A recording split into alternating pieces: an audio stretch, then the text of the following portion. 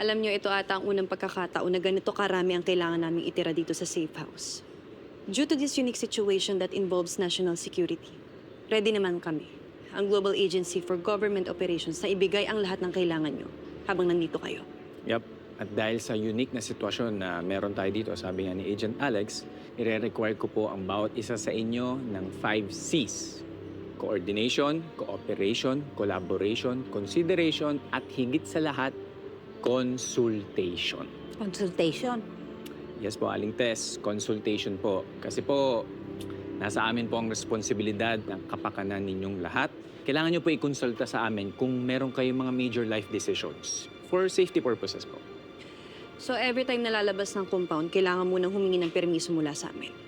And kung valid na need lumabas, hindi po pwedeng walang kasamang tao mula sa ahensya. Dahil kami mismo ang mag-escort sa inyo. Yup. Safety of one is safety of all.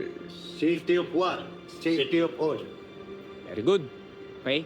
At wag na wag ninyong kakalimutan na pag sinabi namin na no, it's a no. No more ifs and no more buts. Is that understood? No!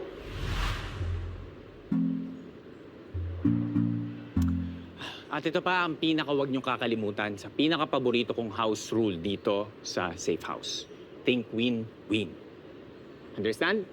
No! Psst, Bebe, kanina ka pang nung no. Yes! Coordination, cooperation, collaboration, consideration, at higit sa lahat, consultation.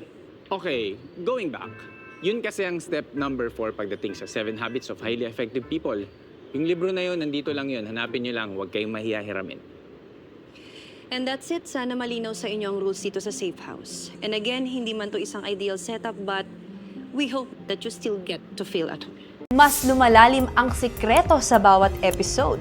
Kaya pa ba? Kung kaya, mag-click next video na at mag-subscribe sa TV5 YouTube channel.